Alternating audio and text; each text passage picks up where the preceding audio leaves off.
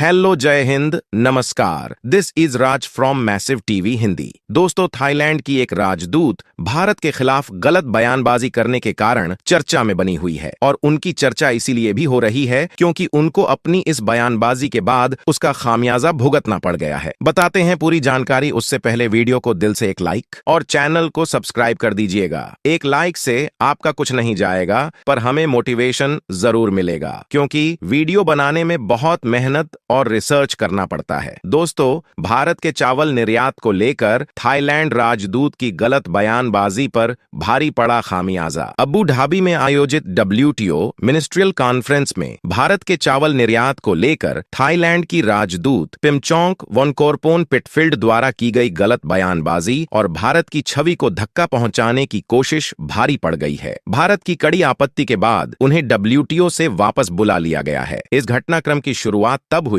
जब अनाज के पब्लिक स्टैक होल्डिंग मुद्दे पर चर्चा के दौरान पिटफील्ड ने कहा था कि भारत सस्ते में अनाज की सरकारी खरीद कर उसका 40% निर्यात कर देता है। यह बयान गलत और भ्रामक था क्योंकि भारत सरकार द्वारा खरीदे गए अनाज का उपयोग गरीबों को राशन के तहत मुफ्त या कम दाम में दिया जाता है और इसका निर्यात नहीं किया जाता है। भारत ने इस बयान पर कड़ी आपत्ति जताई और WTO अध्यक्ष से पिटफील्ड को हटाने की मांग की। नई दिल्ली में थाईलैंड के राजदूत को भी तलब कर पिटफील्ड के बयान पर आपत्ति जताई गई। परिणाम स्वरूप पिटफील्ड को WTO में थाईलैंड के राजदूत पद से मुक्त कर दिया गया है। आइए इससे जुड़े कुछ महत्वपूर्ण बिंदुओं को समझते हैं। भारत 40% अनाज सरकारी खरीद करता है जो किसानों को न्यूनतम समर्थन मूल्य MSP पर दिया जाता है। सरकारी खरीद का उपयोग गरीबों को राशन के तहत मुफ्त या कम दाम में अनाज उपलब्ध कराने के लिए किया जाता है। भारत ने WTO में PSH मुद्दे पर अपनी बात रखी है और विकसित देशों द्वारा गरीब देशों के विकास में बाधा डालने के प्रयासों का विरोध किया है। यह घटना भारत की बढ़ती वैश्विक शक्ति और गरीब देशों के नेता के रूप में उभरती हुई भूमिका को दर्शाती है। थाईलैंड राजदूत की गलत बयानबाजी भारत के लिए एक बड़ी जीत है। यह भारत की बढ़ती वैश्विक शक्ति और गरीब देशों के हितों की रक्षा करने की उसकी प्रतिबद्धता को दर्शाता है। भारत WTO में PSH मुद्दे पर अपनी बात रखने के लिए प्रतिबद्ध है और गरीब देशों के विकास में बाधा डालने वाले किसी भी प्रयास का विरोध करेगा। तो दोस्तों,